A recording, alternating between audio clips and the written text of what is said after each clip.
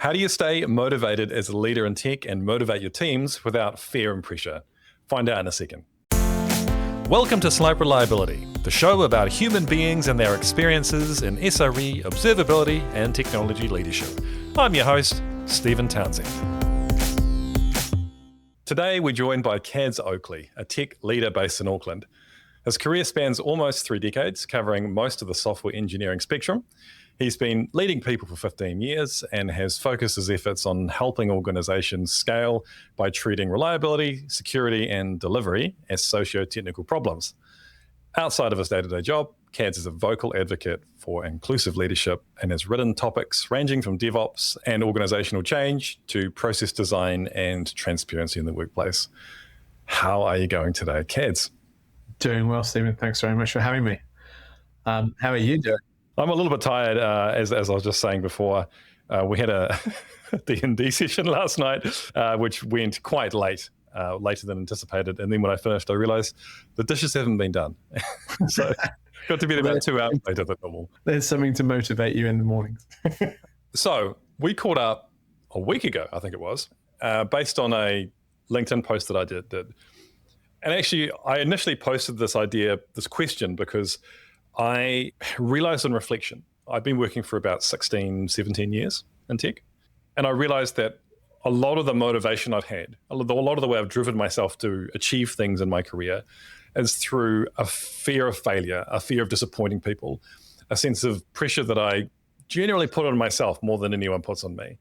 And I was reflecting and thinking, I've come to a certain point in my career where it's got me so far, but it's not going to get me through the next 16, 17 years.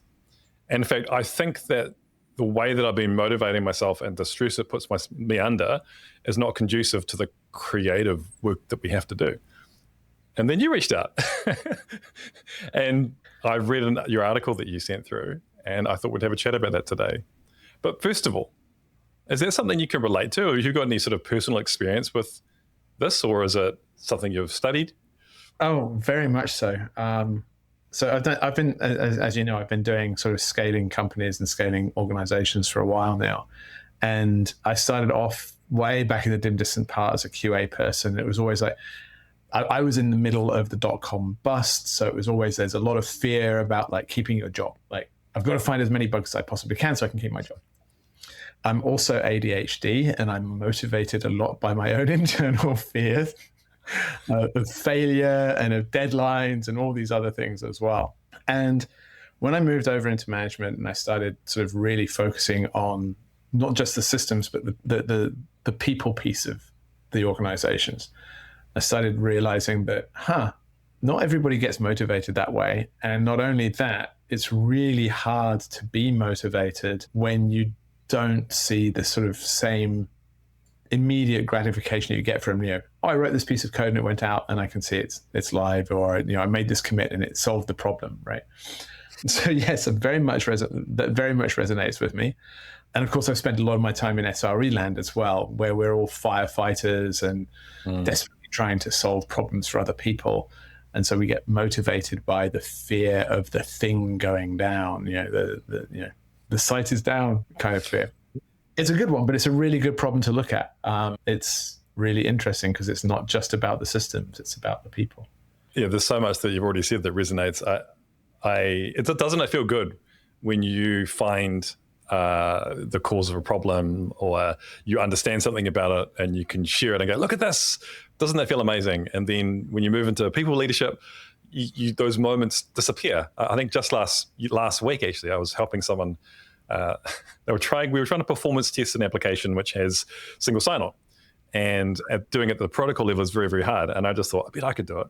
And because I've got not a lot of pressure at work right now, so I went and had a go at it, and it was the most immediately gratifying thing I've probably done in 2 years inside of work. It is a thing.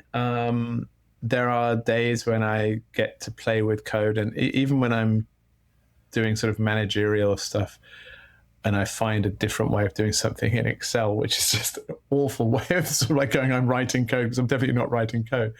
But that sort of like, I solved that problem this way, that there is that real kind of kick.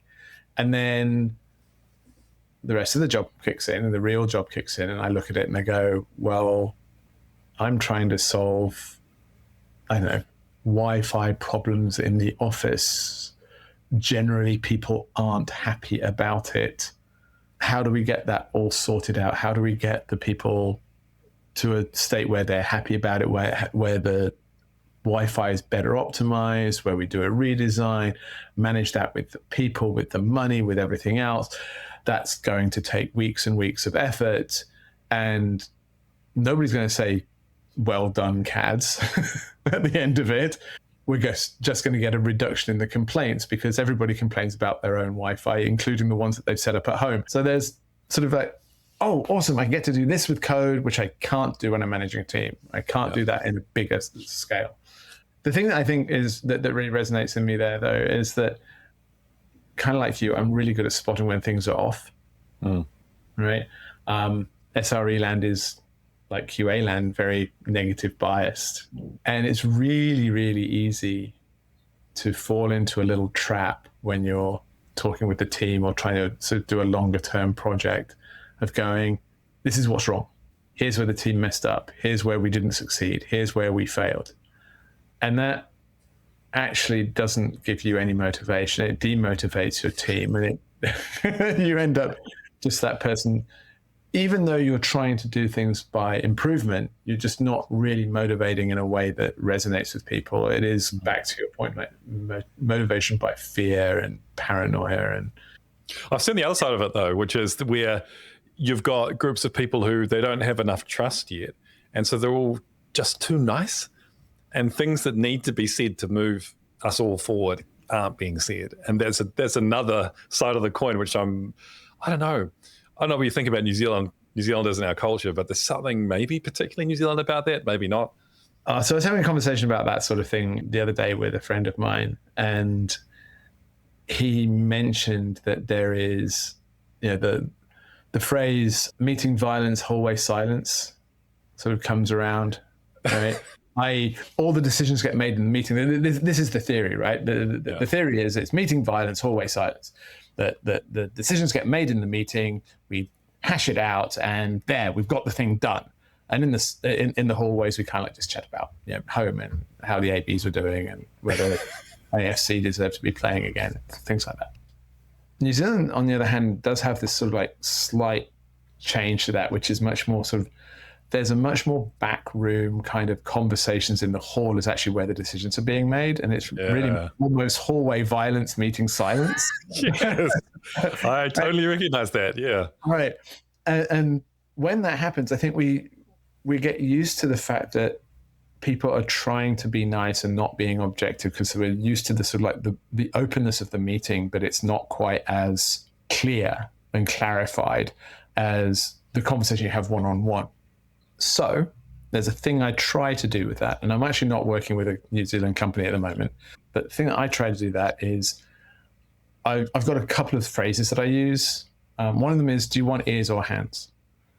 Right. So when people bring a problem to me or they sort of have a moan, right, which is usually what sort of like kicks off, here's a problem and here's how I need to motivate something, right? Do you want me to listen to you and just reflect back and go, yeah, I'm on your side. Yeah, well done. Mm-hmm. Right.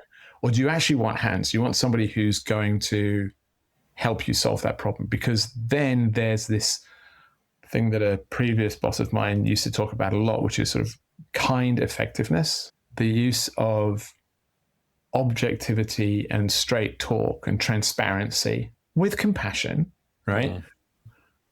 But in a way that you get the actual answer. It's really easy to sort of say something like, oh, was that the best decision you could have made? Right? Which is super passag, right? Everybody knows it's like that was a bad decision, right? But it kind of has this kindness wrapped up around it, this sort of niceness. So, well, no, it wasn't, and there's no state of improvement, right? Mm. Or you could fit the other way, right? And go the very objective way and go, that sucked, do this better, right? Which is awful, right? Because nobody wants to hear that, right? So there's I think it's Marshall Goldsmith who talks about this, like a future feed, right? Whereas rather than going, here's what you did wrong, or oh, it's all nice and fluffy, right? It's a future focused statement. So something along the lines of, what if we tried this next time? I like that. So you move from that, I'm telling you what's wrong, and focusing on the past, which I think you and I certainly definitely do in our work, because we look at the result of the thing, right? And we move to okay, so what's the next step in the process? How do we improve that? What is the iteration?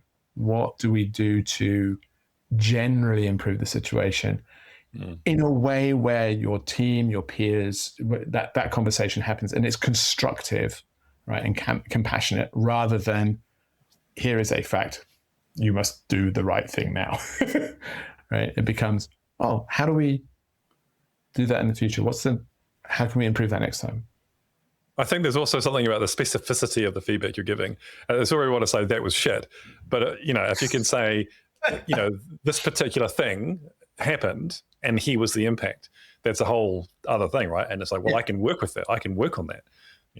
The question there is like whether that's peers feedback, whether it's leaders feedback, whether it's motivating a team, or whether it's self-feedback, right?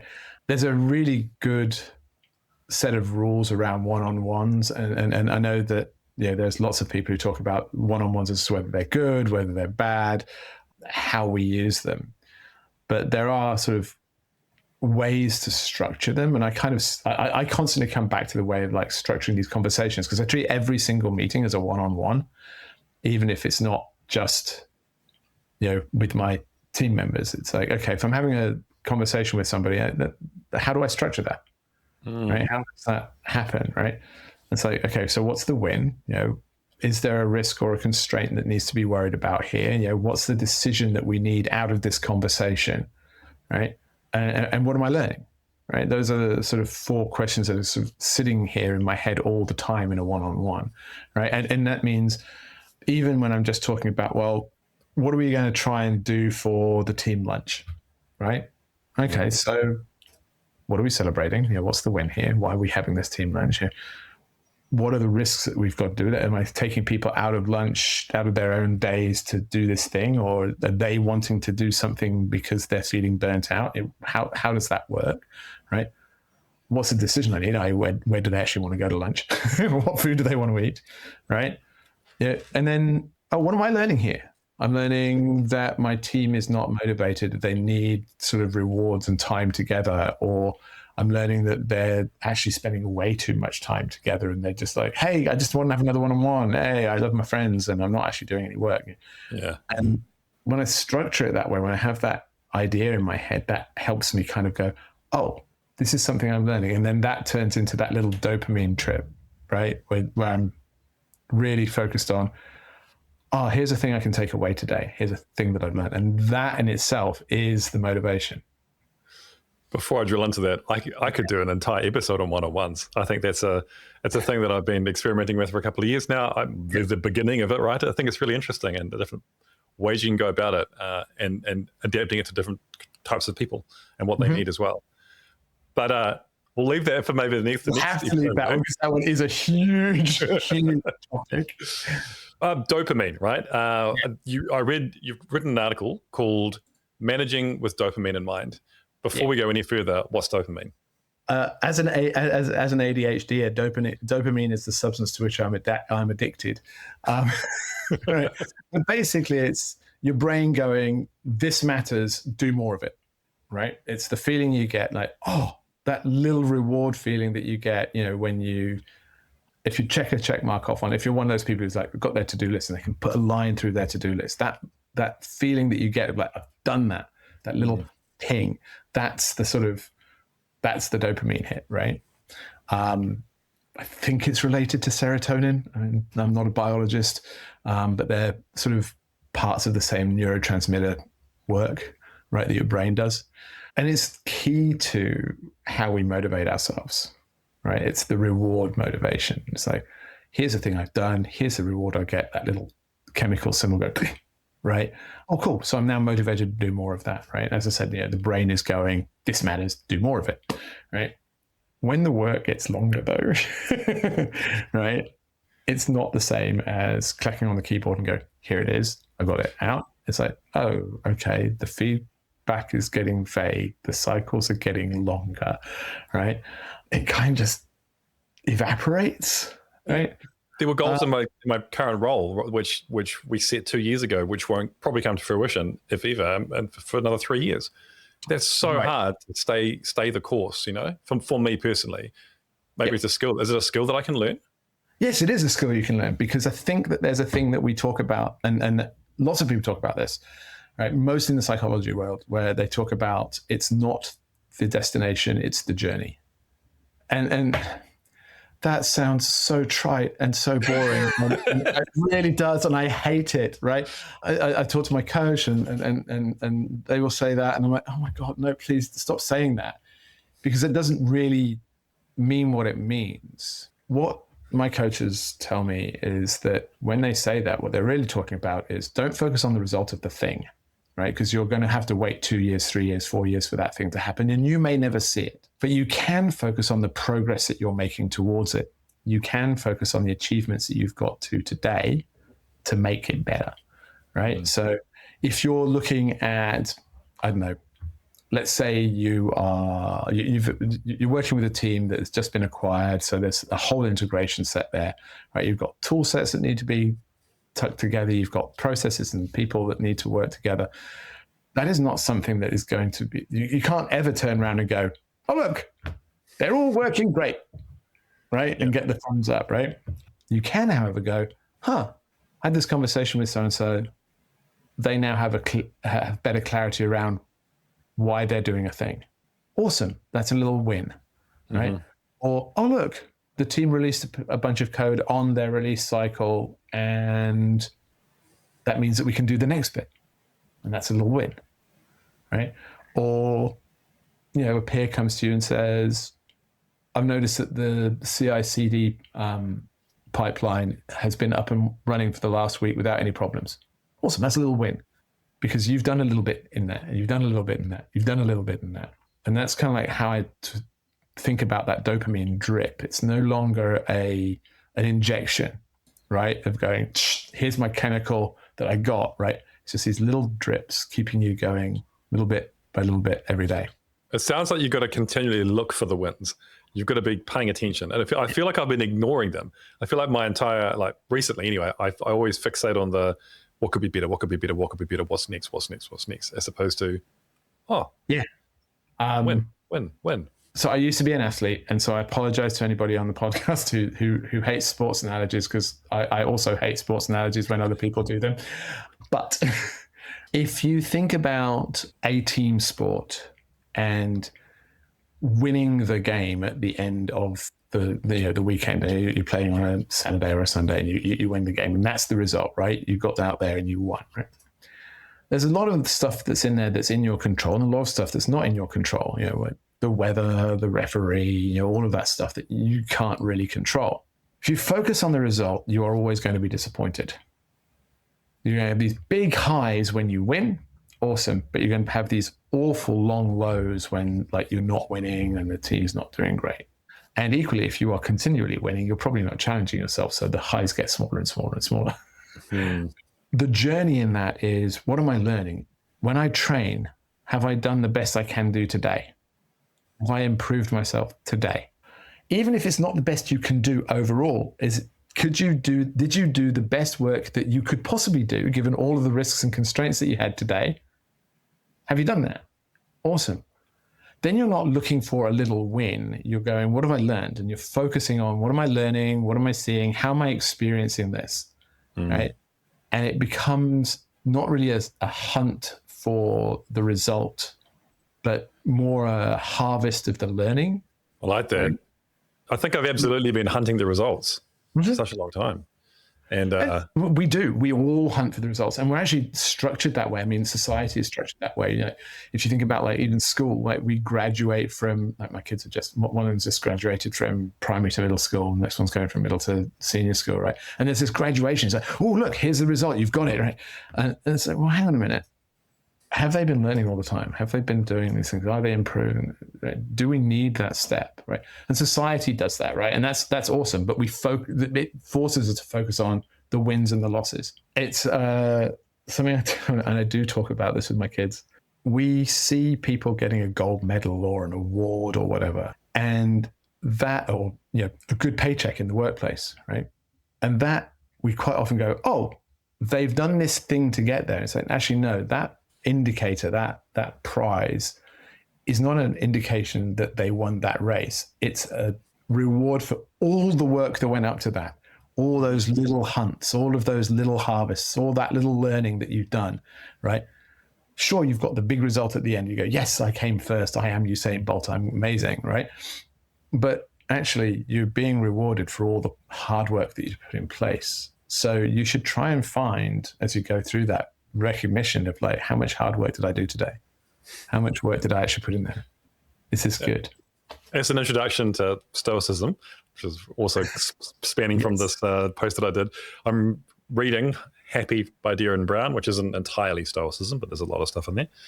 And one of the other things he points out is that in those events where we do win, there's so much luck as well that isn't involved in anything big and complex. If it's a big complex thing with lots of people involved, there's so much luck, right? And we go, that was because we tried so hard. And it's like, well, a lot of it was just we were lucky, Yes, we can make the most and give ourselves the best chance for things if we, but ultimately we overplay how much control we have over the world. One of the things that I found when I was doing a bunch of work in Silicon Valley was it's really interesting to see the number of companies who are where they are without realizing that they are lucky rather than good. And I mean, look, Napoleon said it himself, right? He'd rather be lucky than good. The amount of luck in our lives, the amount of chance that goes right. Sure, we've prepped really well. We've done all of the stuff so that we can take advantage of those opportunities, right? But the opportunity itself coming along is frankly outside of our control. So again, I go back to that moment of like, okay, so have I done the work here to take advantage of it? And when it does happen, do I recognize that as I'm good at spotting the opportunity and therefore taking advantage of it and being prepared for it? Or am I just going, oh, look, it came up heads, I'm awesome? Because that's also not the right way to look at it, right? You flick the coin in the air, it lands heads. Unless you've been really, really practicing at flicking coins in the air and have got really, really good at only hitting heads, you've got a 50-50 chance. I also think, connecting some of the things you're saying, that if you are completely outcome focused and you're like, I must achieve this thing, and you're just fixated on that rather than showing up each day and going, I'm going to do the best that I can in terms of learning, in terms of practicing, like applying the things that I've learned. And then you're probably more open to the new opportunities that are arising. Whereas if you're fixated on, I must, get our CRCT, deployment down to 5 minutes or something, then you might be missing all these other opportunities which could pay bigger dividends. Is that fair to say, do you think? You're right. I spent a long time in SRE land. We focus a lot on, getting the thing done, right? And you get focused on that thing, which is really, really good when you're fighting a fire, when you're trying to get the site up and running. It's really, really focused and you need to get it done. But when you focus only on the goal in like the normal day-to-day life, right? Chances are you're going to make mistakes because you stress yourself out and you learn yourself, you end up in burnout because you're constantly trying to find like the negative to feed it, right? And now you're putting yourself under a massive amount of pressure, right? And I'm sure you've been in burnout.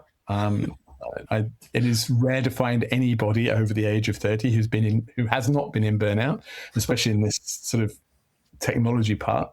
And when you're in that focus and you're really, really streamlined and like, here's what I'm at, you miss all of these other opportunities that are coming in that you might have been able to learn on and work on, right? And go, oh, that would actually help me out. That would help me out.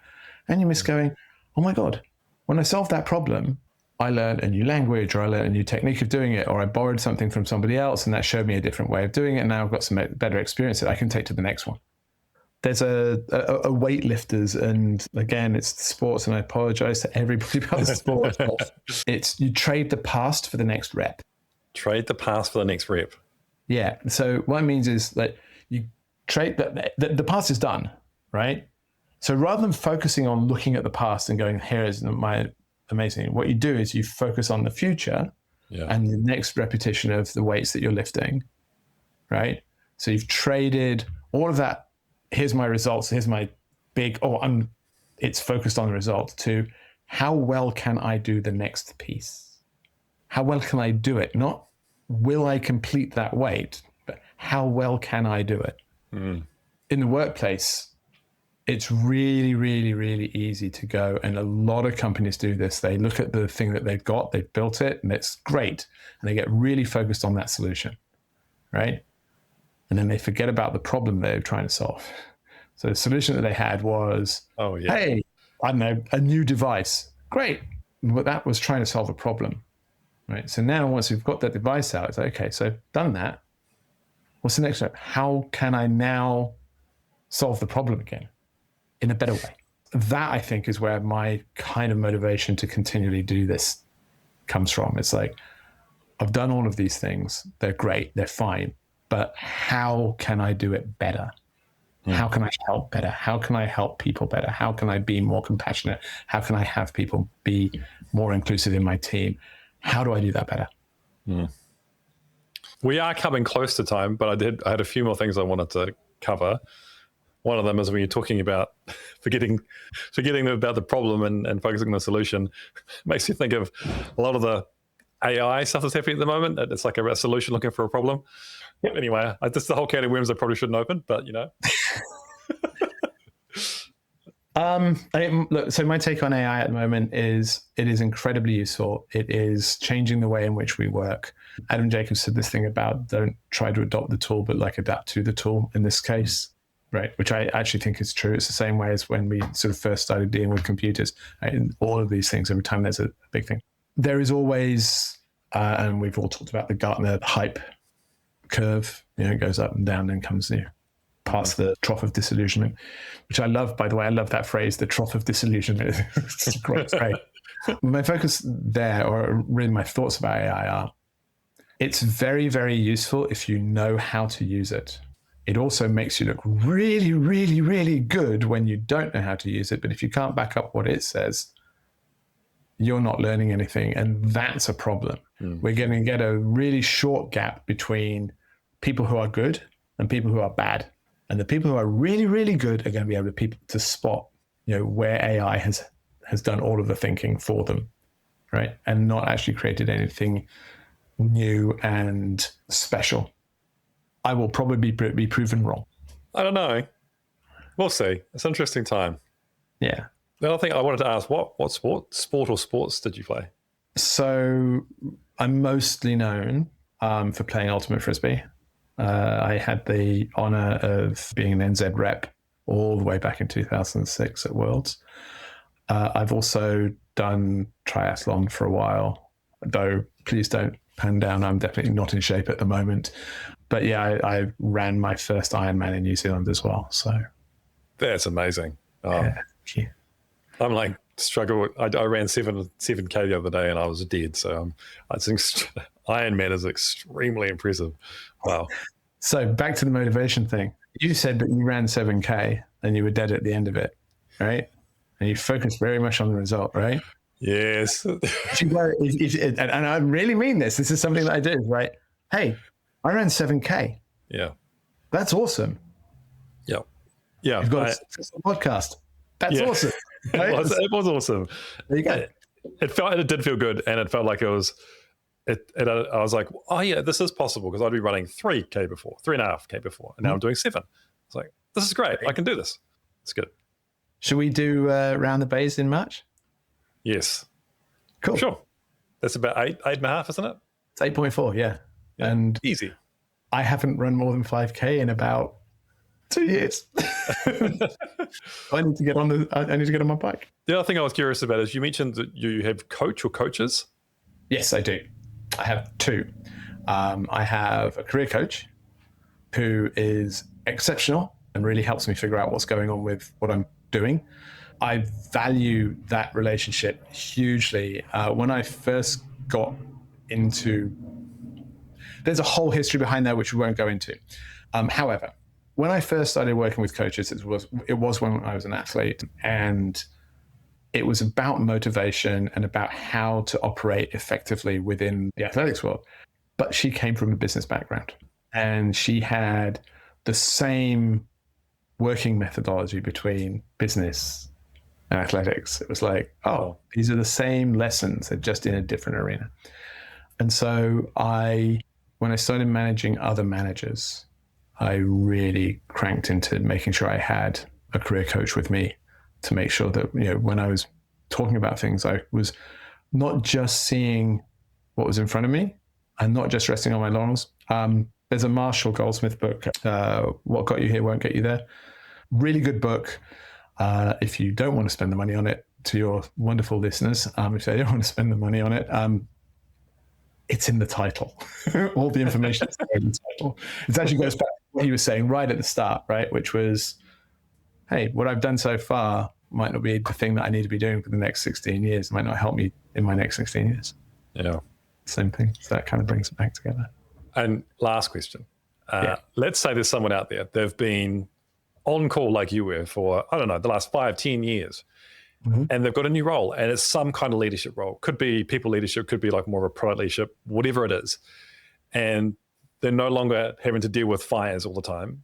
Yep. And they're struggling to motivate themselves to do things like write a strategy, provide some vision, plan for the future, build the building blocks for a team or a product. What would be some, a few key things they could focus on just to get started? I've mentioned this a couple of times as a word as we've had this conversation. One is compassion. And I mean that in two directions.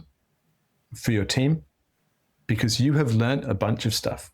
Theoretical person out there, you've learned a bunch of stuff that you know how to do really, really well in your fighting fires, right? Your team probably doesn't know how to do it the way that you would do it. They would have a different outcome. They would have the same outcome, but they would have a different method to get there. Mm-hmm. So have compassion for them doing it the way that they do it. Right? And have compassion for yourself as well, that you're not going to get it right. Same way as in anything, you're not going to get it right the first time. Be as open and transparent as you possibly can. That's always difficult. We have constraints as leaders where we're giving confidential information, right? Yeah. But if you can be as open and transparent as you possibly can, your team will like it, you will like it, and you will actually be able to provide much more context around your decision making. And elicit feedback wherever you possibly can. And that's what I mean by being open and transparent. Right? People ask, well, how do you get feedback from your peers, especially if you're in a siloed world? It's like, well, the way to do it is by being vulnerable and giving feedback to them. Another trite thing, be the change you want to see in the world. Right? And all of this is just a bunch of aphorisms, right? That you can just like tidily wrap up, right? But they all have truth to them, right? If you want to get feedback, you have to show that feedback is valued, right? And that you can provide feedback in a way that is positive and constructive and compassionate, right? Not, your stuff sucks, right? That doesn't work. That's not feedback, right? And then people will start to give you feedback too. And then you can start to look for the signal. So rather than looking for the result, obviously we said, don't have the result, harvest the learning. But equally, when you're looking at teams of people, you're trying to basically engineer the signal, right? You're still waiting for the hit of dopamine, right? And the twist that I like here, right, is that you're successfully changing the world little bit by little bit by little bit, right? Rather than waiting for the world has changed, right? Start to engineer the signal of like, how am I changing the world? How do we do it? That will give you your motivation. It's like, yes, you're not motivated to write the strategy. Frankly, nobody's motivated to write the strategy unless they've got that cup of coffee and say, vision. And vision and strategy are very different things. So there's a whole thing there to have a conversation about, right? But nobody wants to write the document. They just want to. That's why document writing is so difficult and so painful, and why people who are really good at it are exceptional, right? But have you put it together? Cool, you've put it together. There you go. There's your little dopamine hit. Yeah. Okay. Have you presented it to somebody? Cool, you've presented it to somebody. There's your little dopamine hit. Yeah. Have you got some feedback about it? Yeah. Have you got some feedback? Yeah. Have you asked for feedback about it? You did. Even if it didn't come to you, you asked. You were vulnerable. There's your dopamine hit. Did you get feedback? Awesome. There's your dopamine hit. Was it good feedback? Was it bad feedback? That you're looking at the result again, right? Yeah. got feedback for the thing that you asked for, right? Give yourself some compassion about learning this stuff. Yeah. There you go. And good luck. Good luck. Yeah. It's actually fun out here. Come on in, the water's warm. First of all, thank you so much for coming and taking the time to chat about this. It's awesome to have more New Zealanders on the show. It's a very global set of interviewees these days. But I hope you enjoyed the conversation.